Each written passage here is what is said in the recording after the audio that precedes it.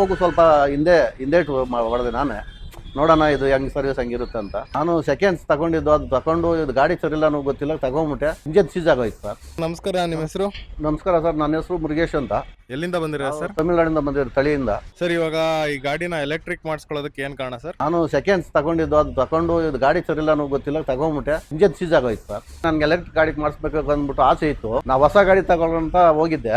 ಆಮೇಲೆ servicing problem ನಿಂದ ಹೊಸ ಗಾಡಿನ ಸ್ವಲ್ಪ ಅವಾಯ್ಡ್ ಮಾಡಿದೆ. ಗಾಡಿ ಮಾರ್ತಾರೆ ಅಷ್ಟೇ, ಮತ್ತೆ ಸರ್ವಿಸ್ ಇರಲ್ಲ ಅಲ್ಲಿ. ನಾನು ಇನ್ಸ್ಟಾಗ್ರಾಮ್ ನಲ್ಲಿ ನೋಡಿದೆ, ಬ್ಯಾಕ್ ಅಲ್ಲೇ ನೋಡಿ ಅವಾಗೂ ಸ್ವಲ್ಪ ಹಿಂದೆ ಹೊಡೆದೆ ನಾನೇ ನೋಡೋಣ ಇದು ಹೆಂಗ್ ಸರ್ವಿಸ್ ಹಂಗಿರುತ್ತೆ ಅಂತ. ಮತ್ತೆ ಆಮೇಲೆ ನೋಡ್ತಾ ಸ್ವಲ್ಪ ಇದು ಹೋಗಿ ಬರೋಣ ನೋಡೋಣ ಅಂದ್ಬಿಟ್ಟು ಇಲ್ಲಿ ಬಂದು ನಾನು ಕನ್ವೆನ್ಷನ್ ಮಾಡಕ್ಕೆ ಮಾಡ್ಕೊಂಡು ಹೋದೆ. ಟೆಸ್ಟ್ ಡ್ರೈವ್ ಮಾಡಿದೆ. ಈಗ ಗಾಡಿ ಚೆನ್ನಾಗಿದೆ, ಓಡಿಸೋಕ್ಕೂ ಚೆನ್ನಾಗಿದೆ. ಈಗ ಹೊಸ ಗಾಡಿ ತಗೋಬೇಕು ಅಂದ್ರೆ ಏನಿಲ್ಲ ಅಂದ್ರೂ 1,20,000 1,50,000 ಖರ್ಚಾಗುತ್ತೆ. ಅದೇ ನೀವು ಈ ತರ ಎಲೆಕ್ಟ್ರಿಕ್ ಗಾಡಿ ಮಾಡಿಸ್ಕೊಂಡಿರೋದಕ್ಕೆ 55,000 ಇಂದ 60,000 ಆಗಿದೆ. ನಿಮ್ಗೆ ಯಾವ್ದು ಬೆಸ್ಟ್? ಈ ಗಾಡಿ ಬೆಸ್ಟ್ ಅನ್ನಿಸ್ತಾ, ಹೊಸ ಗಾಡಿ ತೊಗೊಳೋದು ಬೆಸ್ಟ್ ಅನ್ನಿಸ್ತಾ? ಇದೇ ಬೆಸ್ಟ್.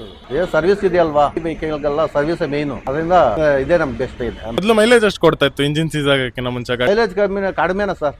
ಫುಲ್ ಚಾರ್ಜ್ ಮಾಡಿದ್ರೆ 14 ರಿಂದ 16 ರೂಪಾಯಿ ಆಗುತ್ತೆ. 75 ಕಿಲೋಮೀಟರ್ ವರೆಗೂ ಓಡಾಡ್ಬೋದು. ಏನ್ ಅನ್ಸುತ್ತೆ ಇದನ್ನ ಕೇಳಿದಾಗ? ಚೆನ್ನಾಗಿದೆ ಸರ್, ಅನಿಸ್ತು. Thank you green tiger.